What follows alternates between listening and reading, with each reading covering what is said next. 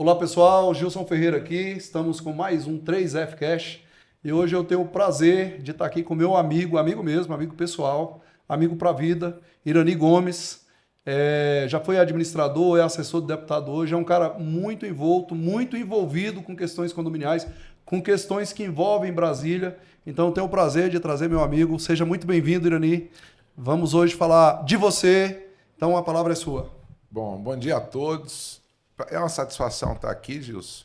Não só por estar participando do podcast, mas estar participando do podcast da 3F Cast, que é um sonho seu, né? E que eu compartilho disso, vi a construção e estou aqui para colaborar com o que for necessário com relação à questão condominial, à questão política de Brasília, dentro dos meus conhecimentos. Eu estou aqui para que possa ajudar as pessoas a entender o que vem acontecendo no cenário político, principalmente relacionado ao PEDOT e à regularização fundiária. Então bora conversar. Mas antes de começar a falar sobre esse negócio de PEDOT, regularização fundiária, vamos falar um pouquinho de você. Paraíba, brasiliense. Paraíba brasiliense. Pais paraibanos, nascido em Brasília, em 1971. Eu não posso deixar de falar, né? Nasci onde hoje é o Hospital São Vicente de Paulo. Isso não quer dizer que eu sou doido. Eu não tenho juízo. É um pouquinho doido. Quem conhece sabe que é um pouquinho doido. Mas é um doido de atitude. O mundo está precisando de doidos com atitudes. Mas, Irani, você já foi administrador do Riacho Fundo. Eu lembro bem da sua história. Você, até então, não tinha nenhum envolvimento com política. Era um cara que tinha uma chácara, cuidava de festas, cuidava de pessoas, que você sempre cuidou de pessoas, tem um coração gigante. De vez em quando é meio doido, meio duro, mas tem um coração gigante, isso abraça muita coisa. E aí recebeu um convite para ser administrador e desde então não quis mais parar de se envolver com política. E eu digo a política boa, porque é a política que cuida dos outros, né? A política que se envolve. Então, como é que é isso? Como é que foi esse marco transformador? Bom, Irani começou lá em 1989, com 17 anos, trabalhando na área comercial, né, em alguns bancos, né, principalmente no Bradesco. E quando foi em 2015, eu tive esse convite. Eu tinha uma chácara, que era uma chácara de eventos, e tive esse convite em função da visibilidade que nós tínhamos no Riacho Fundo. E eu sempre tive a postura da questão do compromisso. Eu sempre digo que compromisso, atitude gera resultado. Eu falo isso em todos os lugares. E foi isso que eu fiz. Eu fui para a administração para me comprometer com a cidade do Riacho Fundo. E comecei a ter atitudes diferentes de tudo que já tinha sido feito naquela cidade até então. Mas, infelizmente, o ciúme, a questão até, né, de você fazer diferente do convencional, fez com que eu não ficasse muito tempo. Porque eu consegui mostrar que é possível administrar com um custo muito baixo, principalmente cidades que você não tem recurso. Você chegou com a nova política e confrontou a velha política. Mais ou menos isso. Mas posso te dizer o seguinte, Gilson, com toda tranquilidade. Foi a melhor coisa que eu fiz, porque daí houve uma projeção do trabalho que foi feito e hoje, até através do governo ibanês, o governador ibanês tem essa postura de cobrar dos gestores, dos administradores que tenham atitude, que mostre a cara na cidade, até porque toda cidade, toda RA, o administrador é comparado com o prefeito. O prefeito que não vai para a rua, o prefeito que não faz o trabalho que deveria fazer, que acha que virou autoridade, ele não vai para lugar nenhum. Mas dentro desse negócio de prefeito, porque prefeito tem algumas autonomias que acho que administrador não tem, né? O administrador é meio... ele tem limitações, vamos dizer assim. Eu estou até dizendo isso porque às vezes a população cobra muito do administrador, mas ele tem certos limites. E às vezes não se divulga os limites que ele tem e ele acaba pagando um preço que às vezes não seria dele. Na verdade, o administrador, a gente faz essa comparação de prefeito porque ele está ali à frente de uma cidade, né, de uma região administrativa. É a primeira cara. Mas eu digo, e talvez vai ter alguns administradores aqui que não vai gostar do que vai ouvir, vendo o podcast, que administrador nada mais é do que um despachante de luxo do GDF. Ele tem todas as limitações, até porque ele não tem recurso próprio, né? Toda a verba que vem ou direto do governo do Distrito Federal, através de fonte 100, ou através de emendas parlamentares. Ele não tem um recurso, ele não arrecada para aquele local, ele não é municipalizado. Então, ele depende financeiramente do Estado, do governo do Distrito Federal. Agora, ele é o que demanda tudo, as secretarias, é ele que busca soluções dentro da cidade, para a cidade. Então, por que eu falo que o administrador tem que estar na rua? Para entender quais são as demandas da cidade. E, naturalmente, ele tem pequenos recursos que ele pode utilizar em favor da cidade que ele administra. Você falou de despachante aí, eu meio que não concordo não, até porque, mas eu respeito, às vezes é meio que isso mesmo. Mas eu digo no sentido de que tem muitos administradores que se projetam e se tornam deputados, têm oportunidade, politicamente falando, mais avançada exatamente por conta desse contato com a administração, mesmo com esse monte de limitação. Mas a gente sabe, você é prova viva disso, que se o administrador quiser, mesmo sendo taxado talvez de despachante, ele consegue muita coisa para a comunidade. Porque ele tem acesso a muita coisa, não é verdade? Exatamente. Aí quando eu falo de administrador, por quê? Porque ele não decide nada se ele não tiver uma canetada do executivo direto, do primeiro escalão. Seja da Secretaria de Obras, seja da Nova CAP, seja de qualquer secretaria. Quando eu digo a questão de despachante, é nesse sentido. Agora, é claro que é o que eu falei, de questão de compromisso e atitude. Se ele está comprometido com a cidade, ele tem a atitude de buscar isso dentro das secretarias, junto ao governo do Distrito Federal, naturalmente que ele vai ter mais resultado do que quem senta em uma cadeira e fica como autoridade. Você falou que foi administrador 2015? Sim. 2015? 2015. Caramba, deixou uma marca boa, né? Porque é nitidamente reconhecido no Riacho Fundo até hoje, né? Graças a Deus. Então, mas por isso... Deixou uma boa marca. Falando ainda de você administrador, que foi um período até que teve um envolvimento aí com a 3F, eu me lembro de um condomínio lá que precisava de algum documento voltado à energia. Não sei se você se lembra, esse condomínio está comigo até hoje. E, de fato, você ter passado um documento foi um respaldo gigante como administrador para a gente conseguir alguns avanços naquele condomínio. Você se lembra desse episódio? Me lembro. Eu me lembro de todos os episódios da minha época de administração, não só como na minha época de administração, mas como nessa caminhada, né, para o meio político. E eu sempre disse o seguinte, se a gente pode ajudar, por que atrapalhar? O que for legal, eu sempre procurei fazer.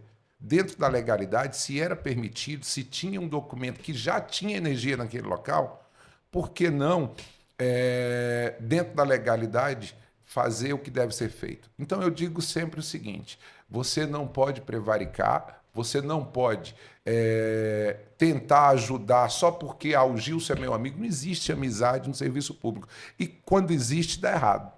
Você tem que estar dentro da legalidade.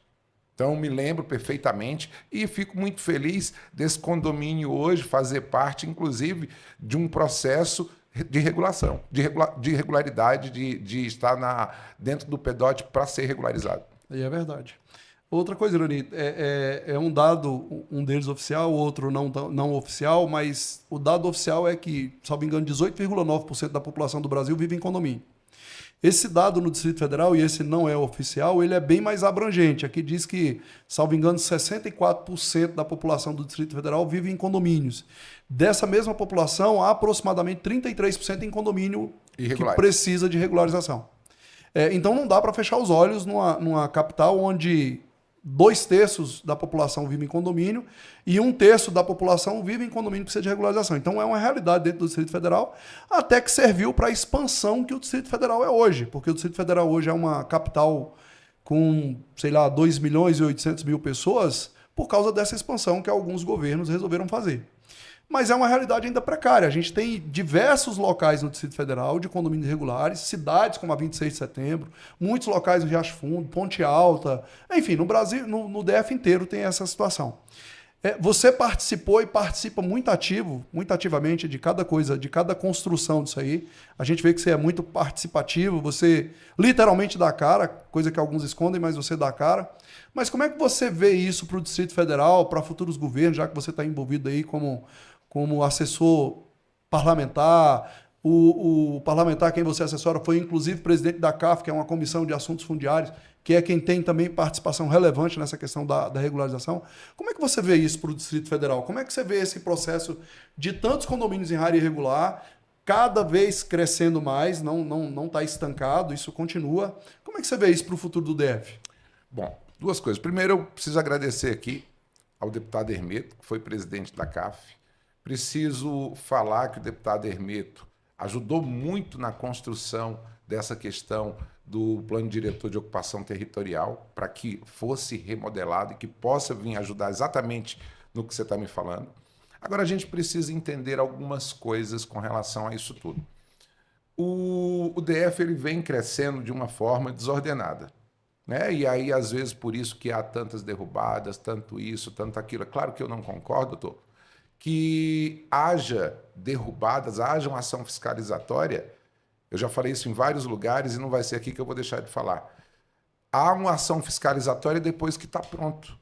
Por que não há uma ação fiscalizatória para que não se deixe iniciar? Então, quem acaba se beneficiando disso é sempre o grileiro. É sempre quem cria isso. Né? E aí as pessoas ficam no desespero, às vezes com uma pequena economia, compram um pedacinho de chão para realizar o sonho, porque a casa própria é um sonho. E às vezes os programas habitacionais ele não chega até essas pessoas.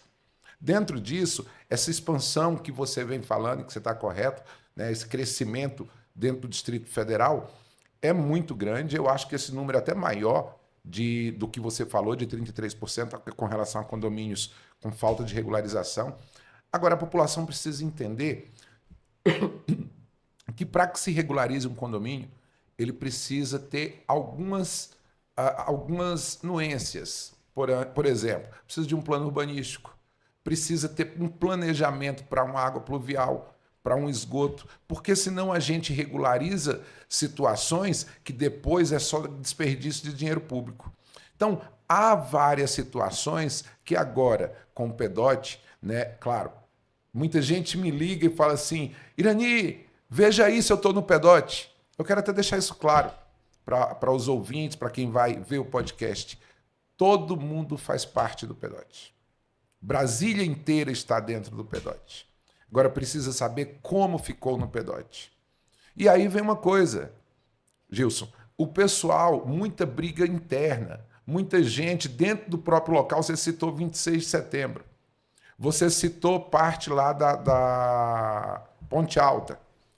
Tem pessoas brigando para que se passe a ser urbano e outras do mesmo lugar brigando para que fique rural. Muitos interesses, né? Muitos interesses. E nisso continua esse litígio e o governo aí ele acaba decidindo. O governo, nesse momento, ele passa a ser meio que o judiciário dessa situação.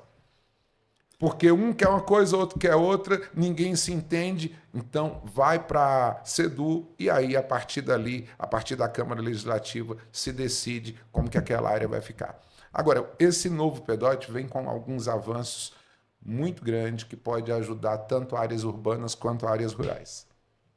Você acha que você falou que vem, até onde eu sei, o governador não sancionou ainda, né? Falta a sanção do governador. Você acha que ele deve trazer alguma alteração do que foi aprovado pela Câmara Legislativa?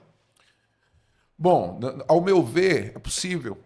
É possível porque você sabe que eu estou, né, como um assessor de um deputado, que é um cara muito ativo, como eu já falei. Basta ver o trabalho dele aí na Candanga, no Bandeirante. Mas tem muitos deputados que aproveitaram disso para tentar pressionar naquele momento de votação que se faça de qualquer jeito. E não dá para se fazer de qualquer jeito, doutor. Mesmo eu sendo um defensor, você sabe que eu tive já em várias derrubadas para tentar ajudar a comunidade, até em função desse advento do PEDOT, em função do que a gente já vinha acompanhando, os estudos que determinadas áreas já estavam muito avançadas para que estivesse dentro desse novo PEDOT como área possível de regularização. Então, acredito que possa ter alguma sanção em lugares que são sensíveis, como áreas de ARIE, área de preservação permanente. Nós temos dentro do Distrito Federal, principalmente em algumas áreas, como a 26 de setembro, como determinados lugares da Ponte Alta, o que chamamos de solo hidromórfico. Essa região do solo hidromórfico é extremamente importante para nós, para a captação de água. Não adianta a gente fazer uma selva de pedra e depois faltar água. Então, existem situações que por isso que precisa do plano urbanístico, por isso que precisa de licença ambiental. E às vezes as pessoas quando vão comprar, elas com o sonho da casa própria, elas não se atêm que tem algum interessado ali querendo só dinheiro. Então isso é necessário que, principalmente, ó, gente, eu nem deveria falar isso, mas se tem um condomínio formado que está mais ou menos consolidado é quando está regularizado, né? Mas quando tem um condomínio, procure saber dos órgãos públicos, procure saber do síndico daquele condomínio, procure olhar se isso está próximo de um córrego e saia disso. Não deixe seu sonho virar pesadelo, né? Exatamente. Mas, Irani, você foi candidato também a distrital, um período aí. Almejava uma cadeira lá na Câmara Legislativa. 2014. Você entende que faria o quê? De 2014? 2014. Foi depois, não foi não? Foi Não. depois que você foi administrador? Você foi administrador em Não, 2015? perdão. Eu estou fazendo confusão. Eu fui administrador em 2015 e foi 2018 que eu fui candidato. Perdão. Ah, sim. E aí, quando alguém se candidata, alguém almeja alguma coisa. O que você acha que faria diferente? Bom, vamos falar primeiro da candidatura. A candidatura naquela oportunidade foi justamente em função da decepção de passar por uma administração, tentar fazer o melhor que um morador, que uma pessoa que convive naquela comunidade tentou fazer, e por conta de tentar fazer o melhor, ter sido tirado da política por vaidade, por briga de deputado. Né? Na época, o deputado achou que eu queria ser melhor do que ele, não era nada disso. Você acha que foi um ciúme? Eu tenho quase certeza. Né? O deputado é meu amigo, a pessoa que eu gosto, mas ele sabia do trabalho que eu estava fazendo e provando que era possível fazer um trabalho diferente. Ele nem conhecia você, não sabe que você, quando é fiel, é fiel. Exatamente. Mas falando disso, por quê? O primeiro ponto foi esse, se eu conseguir, apesar de que eu entrei na campanha de 2018, aos 45 minutos do segundo tempo, sem recurso, e aí Na cara e na coragem. Cara e coragem, sem ter equipe, sem ter dinheiro, e digo para você, nunca mais eu quero ser candidato a deputado de espécie nenhuma. Eu quero estar no meio para poder auxiliar um deputado, que às vezes também tem um problema. Muita gente fala de deputado A, deputado B, deputado C, e o que falta para os deputados são bons assessores, porque ele não consegue ver tudo em redor dele.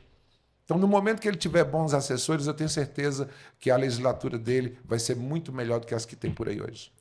Mas encontrar gente boa hoje está difícil em todos os ramos, viu? É verdade. Infelizmente, as pessoas não estão tão comprometidas. Mas e aí, você foi candidato? Como é que você chegou a assessor, então? Como é que... Bom, aí a gente continuou o trabalho. Depois de 2018, a gente fez um compromisso com o governador Ibanez, né, com outras pessoas. E quando você é candidato, você tem um probleminha. Você faz um pequeno grupo, principalmente quando você defende um lado. Que fique isso claro aí para os possíveis candidatos aí a qualquer cargo eletivo. Né, e que busca apoio aí de determinadas lideranças. A gente fez compromisso com outras pessoas. E a gente foi esquecido naquela oportunidade. Esquecido, que eu digo, pessoas que... compromisso com o governo, compromisso com isso. E essa turma que ajudou naquela oportunidade o governo, acabou que foi meio esquecido. E a gente tentou se aproximar do governo, mas, infelizmente, é aí onde eu falo de assessores.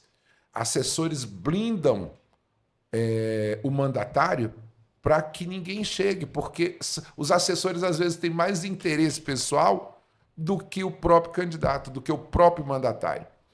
E aí nisso a gente começou a apontar erros. Naquela época, por exemplo, muita gente do governo desastroso do Hollenberg continuava no governo, e pessoas que apoiaram o governador Ibanez ficaram de fora, pessoas que tinham compromisso, que construíram a campanha do governador, que tinha menos de 1% naquela oportunidade.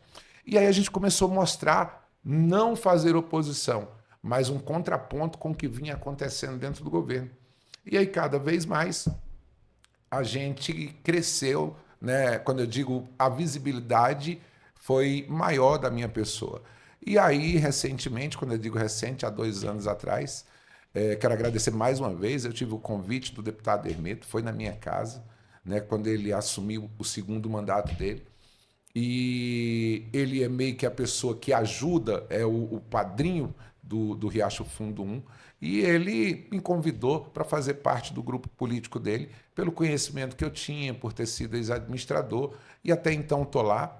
Gosto muito de trabalhar com deputado. O deputado nos dá uma liberdade muito grande, por isso que eu tenho essa liberdade, como você falou, de estar no meio de tudo, de ir nos órgãos, ajudar, buscar solução em derrubadas. Então, isso aí é um agradecimento que eu tenho que fazer específico ao Hermeto, por não ser ciumento. Ele dá liberdade, ele deixa você resolver. E eu acho que todos os deputados deveriam fazer o que o deputado Hermeto faz, porque ele não teria só ele resolvendo, e sim um grupo de pessoas resolvendo demandas que o mandato se tornaria muito mais eficiente. E até porque quando a gente está bem assessorado, a gente avança bem mais do que sozinho ou mal assessorado, né? Exatamente. Eu tenho um ditado aqui que eu uso com o pessoal da empresa, que eu prefiro você muito bom querendo sair do que você ruim querendo ficar. Com certeza. Então a gente tem que ter gente boa. Mas e aí, tá lá na Câmara Legislativa agora, já participou de derrubada, que derrubada não é uma coisa legal, particularmente eu vejo muita arbitrariedade em algumas que acontecem, mas isso é um assunto que pode ser tratado em outro momento, de uma forma diferente, que aqui também a gente não está para criticar o trabalho do Estado em combater a grilagem, né? Mas é como você disse, às vezes se fizesse um trabalho anterior, um trabalho preventivo, não precisaria, de repente, esmagar, porque normalmente nessa situação não é o grileiro que perde. Quem perde é aquela pessoa que queria realizar um sonho, né? Bom, eu posso falar com isso com muita tranquilidade, não tem problema, pode ser agora, pode ser depois, eu vou falar até um pouquinho agora. O DF Legal, além de ser um órgão autônomo, normalmente essas questões de derrubadas ou são estratégicas, por uma necessidade até de um projeto urbanístico, ou, eu digo para você, sem medo, que 90% é por causa do ser humano, são brigas pessoais, Como assim? que são denúncias. Ah, tá. São brigas que fulano não concorda com isso. Da própria vizinhança. Alguém vai lá e denuncia.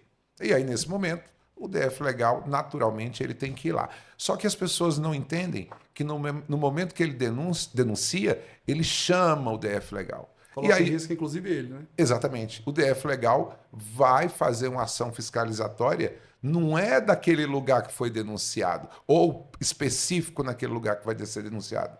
Foi denunciado. Ele vai fazer uma ação fiscalizatória em todo aquele condomínio. E o que ele pegar de errado, pode ser que até o denunciante seja prejudicado. Né? Com certeza. Por isso que em várias situações a gente vai conversar com o DF Legal. A gente vai lá e mostra essa situação. E tem a terceira questão, que é a mais crítica, que quando existe um mandado judicial, quando existe um litígio e que está na justiça. Então, o que eu quero dizer para todo mundo que é cliente da 3F ou que é morador de condomínio que ainda não tem sua regularização fundiária? Não façam denúncia, porque a denúncia prejudica todo mundo. E agora nós estamos num momento crítico. Se vocês acham, pessoal, que porque aprovou o PDOT, está tudo pronto? Não, não está. Agora começa o problema. Agora nós temos um regramento jurídico para poder cumprir. Então, com certeza, o DF Legal vai ser muito mais operacional agora. É porque antes poderia crescer na desordem, né? Agora vai se colocar a ordem para o crescimento, né? Exato. E aí é onde ele atua. Exatamente. Então, evitem, né? Procure o que está certo, né? Procure seu síndico, procure sua administradora de condomínio, procure saber o que a lei hoje permite e não permite. Quem está comprando, procure saber onde está comprando, para não ter, como você falou, um sonho virar pesadelo. É verdade. Dentro dessa função de assessor parlamentar, Irani, você já foi chamado de derrubada, etc, etc. E, de certa forma, a gente está tendo um papo sincero aqui. Quando você é chamado de derrubada, uma derrubada, de fato, a pessoa está no área irregular, ele não tem uma autorização para estar ali, enfim, mas, querendo ou não, isso é uma cultura já do DF, né? Como eu disse, Samambaia, Taguatinga, Ceilândia, todos os locais do DF tiveram uma expansão a partir dessa situação de fazer uso de terra pública e etc. Então não dá para condenar aquilo que já é uma cultura, que não está legalizado, mas é uma cultura. Mas quando normalmente os políticos se escondem em derrubadas. E eu até entendo, não é uma crítica, não, eu até entendo, porque de certa forma era como se eu estivesse defendendo algo que é errado. Mas é uma cultura, já é algo tolerado. Como é que você teve a coragem, como eu disse, é poucos, sei que você não é o único, mas é poucos, que tem coragem de ir de frente lá e dar a cara para depois a mídia estar criticando. Olha lá, o político tal, o assessor do político tal está defendendo o errado.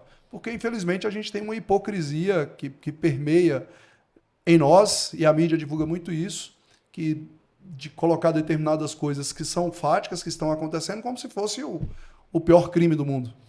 Bom, isso aí é até engraçado o que acontece. Mas quando eu tenho que, de novo, falar e agradecer o Hermeto por nos dar essa liberdade. Hermeto, o Irani está fazendo a média danada contigo aqui, hein?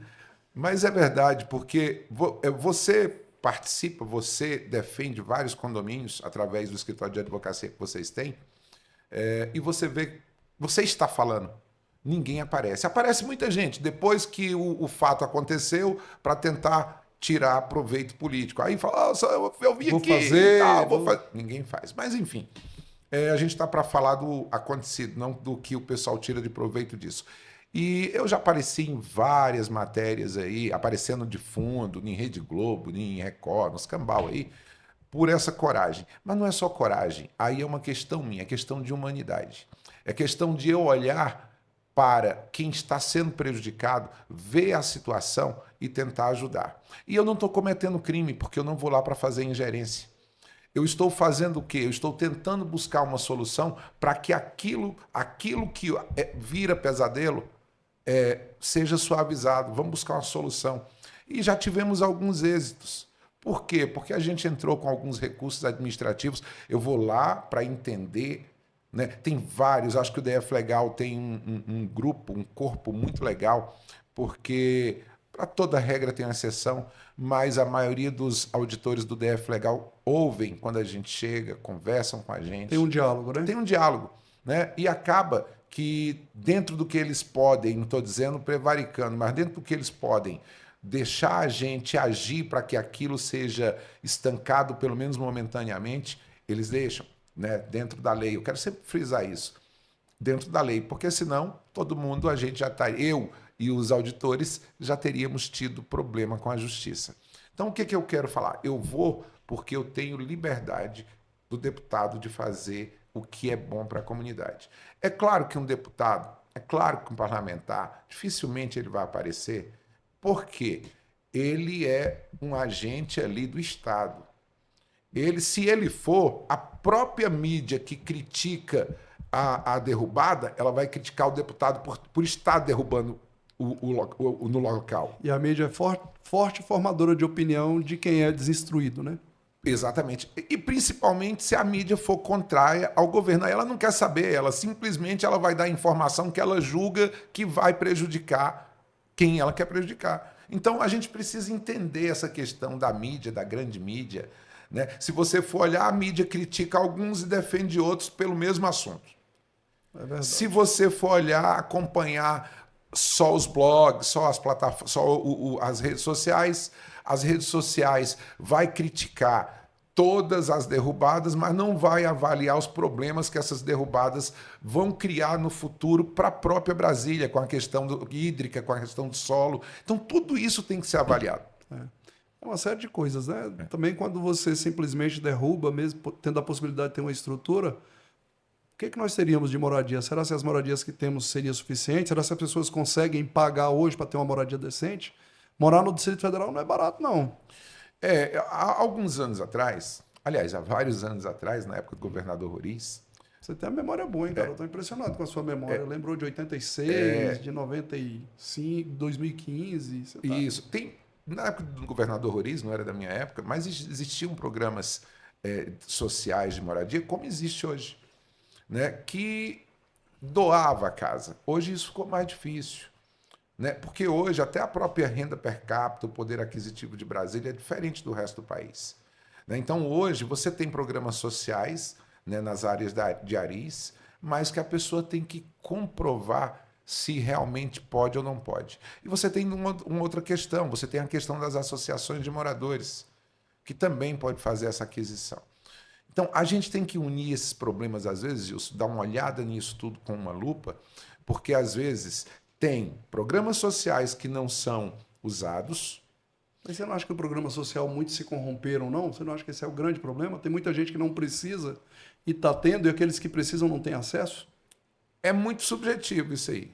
É muito subjetivo porque é claro que em todo lugar tem regras e exceções. Então, tem associações que estão ali para ganhar dinheiro, associações de moradores, e tem a associação de moradores que está ali para fazer o social dentro da regra.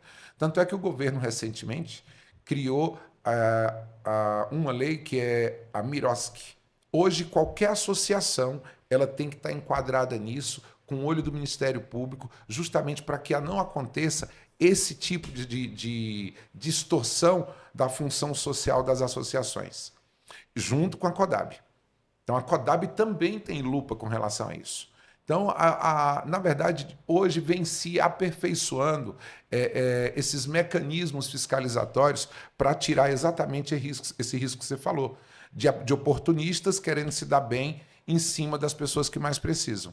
Agora, eu acho que também é necessário que se tenha uma ampliação, né, da questão de programas habitacionais mais decentes. Aí, quando se fala dos condomínios, quem tem uma condiçãozinha melhor, ele vai fazer o quê? Eu quero um lugar mais amplo, eu quero um terrenozinho um pouco maior, para eu ter uma garagem melhor, para ter uma condição melhor. E aí que às vezes começa o problema. É por isso que é interessante que as pessoas comecem a olhar. Por exemplo, agora, eu digo que agora com a REURB, com o PEDOT, a 26 de setembro, parte da Ponte Alta, entre outros lugares aí lá no Altiplano, muita coisa vai estar dentro da questão de regularização. Quando for comprar alguma coisa nessa região, gente, olhar com o síndico, olhar o mapa do PEDOT, olhar o que tem já de planejamento, porque de repente você está comprando uma área que já existe uma previsão de um equipamento público, ou uma área que está perto de um ARIE. Você vai ter problema futuro. Então, é mais a questão de quem é o comprador, ou se for comprar, procurar saber como está tudo isso, para não ser enganado, para não estar decepcionado, para não transformar um sonho em um pesadelo e jogar dinheiro fora. E aqui eu não estou aconselhando ninguém a comprar nada em área irregular. O certo seria que comprasse depois que tivesse toda a área regularizada. Mas como você mesmo falou, é uma cultura do brasiliense. Já criou essa cultura pela necessidade de programas habitacionais, infelizmente, pela oferta barata dos lotes, só que você tem que avaliar que você vai pagar 2 vezes. Você não vai pagar só o lote para o grileiro. Lá na frente, a Terra Cap vai te cobrar isso. Agora, se você pensar friamente, Rani, para o Estado é uma vantagem esses condomínios irregulares. Eles estruturam tudo, eles que eu digo o condomínio estrutura tudo, estrutura toda, já cria a sua própria estrutura, melhor dizendo, o Estado não tem que mexer com aquilo. Talvez mais adiante ele vai ter que fazer uma estrutura, mas não é do zero, o pessoal já consegue sobreviver com aquilo. E, além de tudo isso, ainda vende. Pegar Vicente Pires como exemplo, que passa por um processo de venda, né? A colônia agrícola Samambaia, que virou 3-3, já foi, salvo engano, toda vendido, Jockey, e ele já tinha uma estrutura. Esqueci o nome ali. Arniqueira, que está sendo vendido. Então, assim, já tem uma estrutura montada, teve uma participação pequena do Estado, Vicente Pires teve uma participação agora, mas a cidade já existia, né? Foi fazer. E o Estado ainda cobrou para isso. Então, será se isso, no final, não é vantagem para o Estado tentar regularizar, igual a 26 de setembro, por exemplo? Eu estou dando a 26 de setembro como exemplo porque é uma cidade que se criou, afastada de tudo, ela não é uma expansão de nada, né? Apesar de fazer parte da região administrativa de Vicente Pires, mas ela não é uma continuidade da Vicente Pires, tem todo um estrutural que aparta. E eles já criaram toda uma estrutura, óbvio, que precisa de saneamento, precisa de uma série de coisas, mas eles vivem lá e alguns vivem, de certa forma, dignamente. Poderia ter um asfalto. Mas o Estado entrar lá hoje é mais barato do que se ele tivesse construído a cidade toda para vender para o pessoal. E hoje existe a possibilidade de regularizar e ainda vender aquilo. Então, não é vantagem para o Estado essas invasões, o Estado não acaba lucrando com isso? Bom, eu não concordo, doutor. Eu posso explicar por que eu não concordo. Se a área tivesse limpa, como estão se criando algumas cidades agora que eu não me lembro, você sai já com um projeto urbanístico pronto, você sai com tudo pronto e o custo acaba sendo mais barato. Quando você já tem uma cidade formada, né, ou praticamente formada, o caso do Vicente Pires, que eu já fui morador lá, morava na Rua 10. Quando chegava no período de chuva, teve períodos que eu tinha que ficar ilhado, sair de pé, deixar o carro em outro local, porque meu carro era um carro baixo e não conseguia sair do condomínio. Era a época que você era playboy. Não era não. Era porque era uma época que eu comprava e vendia carro. Eu tinha alguns carros que eu tinha, por exemplo, Mercedes, uma BMW, que não tinha como sair pelo tamanho, né? E eu comprava e vendia. Então, o que eu quero falar com isso? Para o Estado é complicado, porque ele vai ter que entrar dentro de condomínios com um detalhe. Ninguém tem propriedade. Tem posse. A propriedade é do Estado. A pessoa construiu nenhuma propriedade do Estado. Ah, mas ele está fazendo infraestrutura. Qual a infraestrutura? Ele está fazendo a infraestrutura para ele. A infraestrutura pública precisa ser feita pelo Estado. E aí você tem todo esse transtorno, o custo. E olha que a Vicente Pires tinha algumas ruas muito problemáticas, tipo a Rua 3, que toda a água escoava lá para baixo, né, e derrubava muro, derrubava casa. Então, imagine só você criar situações para poder fazer infraestrutura para tirar essa água pluvial. Depois você criar infraestrutura com tudo ocupado para a questão do esgoto. Entrar dentro dos condomínios fechados. Então tem situações que é muito complicada. Arniqueiras. Muita gente questionando valores, eu também questiono, porque o brasileiro quer economia. Né? Naturalmente nós queremos economia. Mas eu te pergunto, a maioria dos condomínios estão aonde? A maioria em áreas nobres. Custo elevadíssimos. E se a gente for pegar um lote, por exemplo, no Altiplano, aqui na 26, vamos colocar na 26 de setembro, quando tiver toda a infraestrutura, nós estamos praticamente no centro de Brasília, se a gente pegar o plano piloto como extremo. Nós estamos num lugar extremamente privilegiado, com a logística fantástica, com várias linhas de escoamento. Então, o que eu quero falar com isso? Claro que o governo vai gastar muito e vai tirar, e vai vender, porque a terra é dele. Ele não pediu para ninguém, aspas, invadir uma terra que era dele, tomar posse de uma terra que era dele. Agora vamos inverter. Vamos imaginar que o governo falar o seguinte, não, eu vou fazer o seguinte, eu não quero regularizar isso. Ação judicial, em um momento ou em outro, essa propriedade seria devolvida para o dono, de fato não, de direito. Olha o tamanho do problema. Então, para não criar um problema maior, se busca essa questão de fazer todo o trabalho urbanístico, que aí fica muito mais difícil você tentar, como aconteceu já, de desocupar algumas áreas por necessidade de um equipamento público, um posto de saúde, uma delegacia, uma escola. Olha a dificuldade do Vicente Pires de você conseguir hoje ter escola. Pois é, Irani, mas dentro disso aí, você assim, até sobre essa questão do Estado, você me perguntou, eu vou te responder em partes. Até porque é a obrigação do Estado proporcionar isso para a população. O Estado nada mais é do que um representante do povo. Né? O Estado é criado para isso. Quem mantém o Estado é o povo. Então, o Estado é criado para suprir a necessidade do povo. Mas só sobre Vicente Pires. Vamos falar sobre Vicente Pires, que eu sou morador de Vicente Pires. Moro em um condomínio que já foi regularizado. As casas não condomínio, que aí essa briga de regularização de condomínio é uma outra que a gente vai conversar num outro momento. Mas eu moro num condomínio onde os moradores fizeram toda a estrutura, toda a estrutura. Inclusive lá tem de esgoto, o Estado não precisou passar lá agora, fizeram na época que estava pavimentado, toda a estrutura. Fez de águas pluviais, inclusive, o próprio condomínio fez a estrutura de águas pluviais.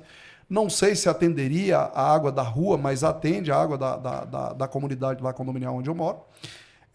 Quando você coloca essa questão de que o Estado gastaria menos, vamos pegar Vicente Pires como exemplo. O Estado viu Vicente Pires nascer, como está vendo 26, como está vendo Ponte Alta, como está vendo inúmeros outros, e como está vendo Riacho Fundo, a expansão do Riacho Fundo, né? Você é de Riacho Fundo, você está vendo a expansão que Riacho Fundo tem constantemente. Não dá tempo do Estado intervir já para prevenir isso. O Estado espera tudo se concretizar. 26, vou pegar 26 como exemplo. Por que 26? Porque é um local que está apartado, em tese precisará de toda essa estrutura, então ainda tem muita área vaga na 26 de setembro. O Estado está vendo isso lá acontecer há anos, não é nada que aconteceu. Né? Não é nada que aconteceu agora. Então não caberia ao Estado já ir lá e prevenir isso, então ele espera concretizar o negócio para depois de derrubar. Você não acha que falta capacidade, competência quando o Estado tem essa falha? Bom, em parte sim, em parte não. Vamos falar, como você falou, vamos falar de 26 de setembro? Vamos pegar lá 26 só 26 como de exemplo, setembro. que se aplica a todos os demais lugares. Antes do governo ibanês, eu preciso até falar aí do governador ibanês, que, diga-se de passagem, o governador ibanês foi o governador que mais defendeu essa questão de regularização das pessoas morarem e terem suas moradias regularizadas. Então, assim, foi o governador que defendeu isso. Inclusive, já falei isso em reunião lá na 26 de setembro. A gente precisa entender que a 26 de setembro vinha sobre um litígio federal. Há 3, 4 anos atrás, existia uma ação judicial lá, que lá era Floresta Nacional. E aí já vinha a grilagem. Já havia a grilagem. Já era uma cidade. Já, mais ou menos. Já vinha crescendo. Mas já vinha com um processo judicial que, inclusive, dentro desse processo, se não houvesse intervenção de alguns senadores e do próprio governo do Distrito Federal, essa área poderia ter sido toda reintegrada e com zero possibilidade de regularização. E a gente tem um juiz aqui extremamente eficiente, legalista, um cara que olha muito para o meio ambiente, que é o juiz Maroja, e que ele olha muito isso. Mas aí não necessariamente ser legalista quer dizer ser eficiente, hein? Mas eu vou me ater a isso porque ele vem fazendo um trabalho, né, nessa área ambiental que ele preza por isso. Pois mas quando você fala do ambiente, só para a gente botar um pouquinho de fogueira nisso aí. Você é ser humano, você não faz parte do ambiente? Sim, sim. E também acho que... Então, o seu direito de moradia, o seu direito de ter um local que você possa dizer que é seu, de você conviver, é mais importante. Não que não seja, que uma planta não seja importante. Não estou querendo fazer essa comparação. Mas então ela é mais importante que você? Talvez o que falta não é fazer uma organização para que caiba todo mundo e não simplesmente te excluir? Concordo com o senhor, em gênero igual em número, mas o senhor, como profissional do direito, sabe que o seu direito acaba quando invade o do outro. E o direito do outro, se tem legislação própria, já existia uma legislação. Ali era Floresta Nacional. Pois é, mas a gente questiona esse direito, que o direito do outro acaba quando o meu acaba quando o seu inicia.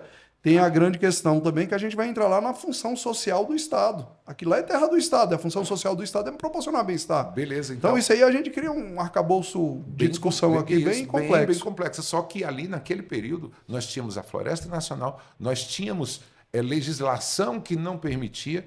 Mas o Estado permitiu. Não. Quem migrou para lá foi o Estado, pô. Não, aí o que acontece? Lá tinha pequenos chacareiros próximos à Floresta Nacional. Próximo não, dentro. Alguns até dentro, é verdade. Totalmente dentro. E o que o pessoal fez? Aí a questão do grileiro. Aí a função do Estado, fiscalizatória, e que aí eu preciso concordar que não houve. Pois é, mas só para colocar isso aí. Quando aquilo lá foi transformado em Floresta Nacional, esse pessoal já estava alocado lá. Perfeito? Não. Estava alocado lá. Sim. Quem fez essa migração... O governador Cristóvão. Que trouxe o pessoal para cá. Quem fez essa alteração da Floresta Nacional já foi o... Vai me fugir a memória aqui agora. Agnello, acho. Não, Agnello... Foi o Cristóvão que trouxe para cá. E quem transformou aquilo lá em Floresta Nacional foi o presidente... É verdade. Foi federal. Me fugiu o nome, mas enfim. Eles já estavam lá. Então não faltou esse cuidado do Estado para lá. Por isso que eu falo... É óbvio que o Estado ele acabou inchando demais, trazendo muita responsabilidade para si. Então, aí acaba que ele não consegue fazer coisas básicas como essa. Mas não vou nem entrar nessa questão, porque ela é uma questão um pouco mais polêmica. Mas quando o Estado viu que tinha ser humano lá e fez o correto, migrou parte da floresta para lá, porque ela já estava habitada. Lá não era uma floresta de fato. Lá tinha a intenção de ser uma floresta, mas lá não era uma floresta de fato. Então, quando o Estado não vê isso, e pegando a 26, que é o que a gente estava falando, de o Estado ver que lá vai precisar de uma delegacia, que não tem, que lá vai precisar de um posto de saúde, possivelmente de um hospital, vai precisar de escolas, e ele está vendo ela expandir, e ele simplesmente não faz nada, daqui a pouco ele chega lá derrubando quem já está concretizado. Você não acha que isso, de certa forma, é até uma maldade, vamos dizer assim? Olha, para quem sofre essas ações é maldade, mas para quem vê a legislação é necessário. Aí eu entendo a posição, porque eu sempre me ponho do outro lado. Mas como é que você vê a legislação? Porque vamos falar da legislação, porque eu estou falando, o Estado está vendo isso lá acontecer agora, ele pode moldar o que vai acontecer. Aí eu te arrochando, hein, meu amigo? Não é arroxo, não, é o contrário.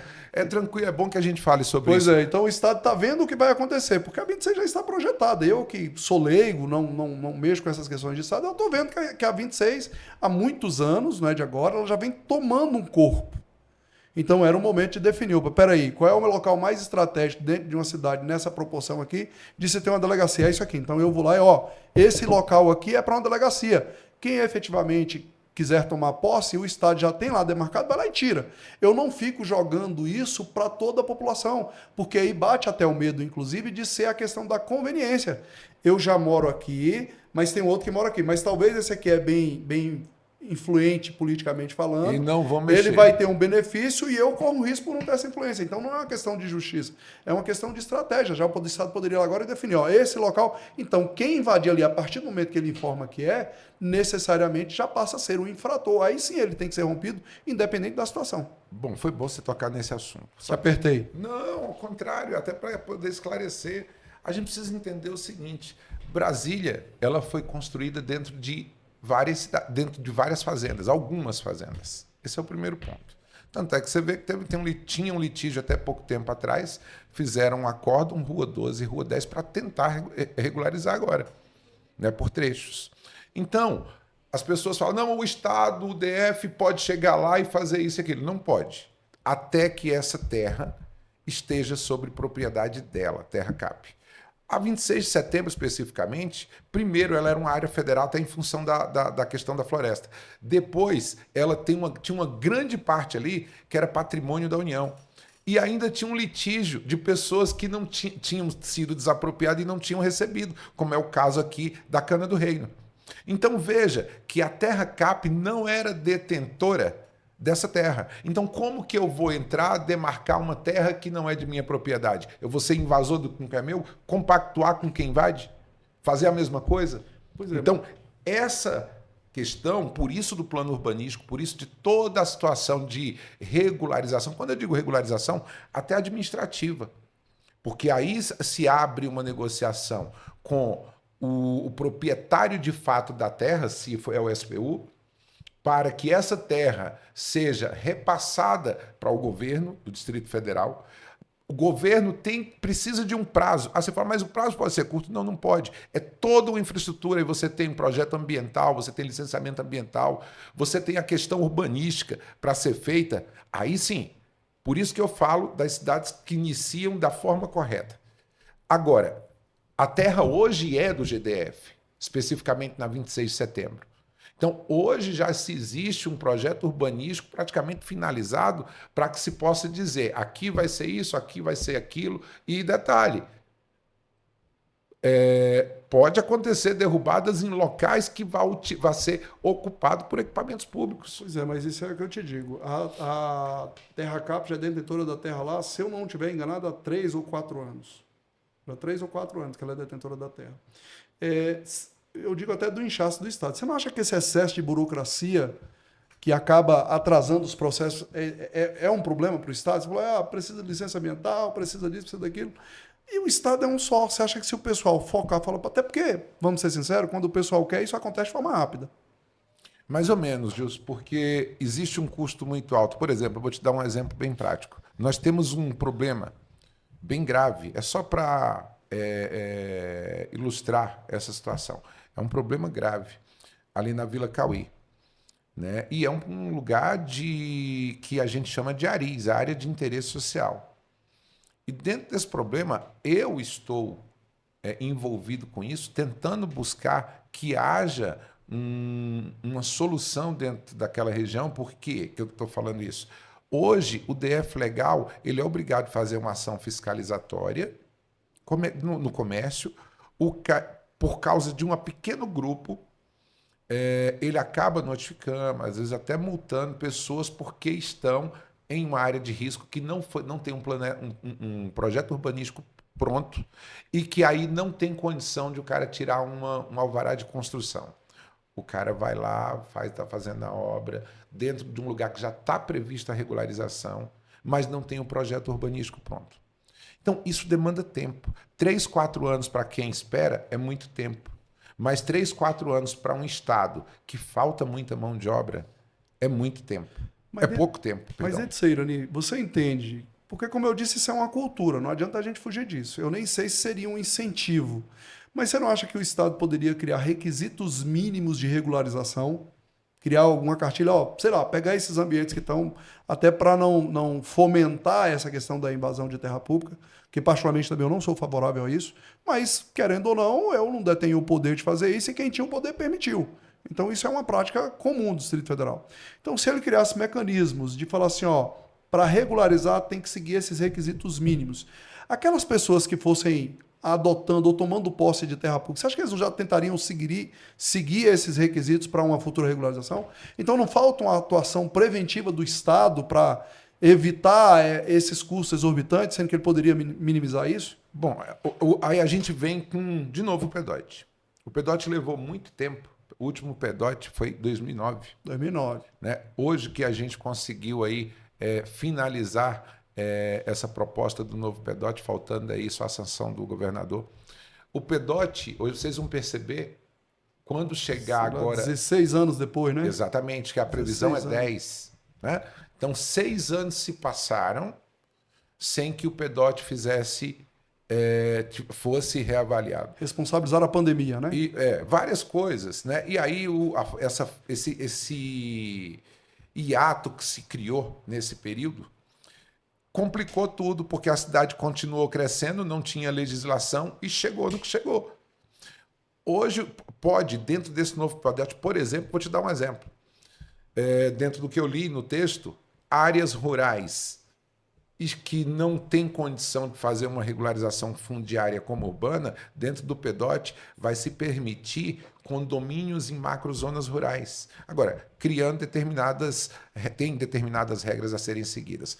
Um dos grandes problemas, doutor, é o seguinte, é que o interesse financeiro dos grileiros é muito maior do que o tempo que a gente precisa para fazer as coisas.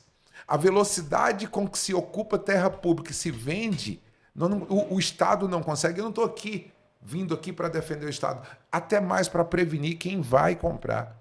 Né? O meu trabalho aqui... Apesar de que isso movimenta muito dinheiro, né? A gente não pode Exatamente. negar que isso movimenta muito dinheiro. Né? E para poucos. Para poucos. Né? Então, o que a gente quer falar? Quem tem seu sonho, procure realizar de uma forma mais responsável. Que não vire pesadelo. Né? Exatamente. Agora, o Estado é muito grande. O Estado não tem só o problema fundiário para resolver. Nós temos problemas agudos, eu vou dizer que agudos. Nós temos problema na saúde que precisa ser resolvido e que a gente, toda vez que tenta resolver, eu não estou aqui para defender o governo, o governador, mas eu faço parte dele. Brasília está no meio do Centro-Oeste praticamente. Né? Se a gente tiver a melhor saúde de Brasília, o que acontece? Bahia vem para cá, Tocantins vem para cá, Goiás vem para cá, Minas vem para cá. Então, tudo que a gente faz na saúde é pouco. Poderia ser melhor? Poderia. Mas eu não vim aqui para falar de saúde, eu estou dando um exemplo. Por quê? Nós temos, não é só o problema fundiário, não é só o problema de urbanização ou urbanístico.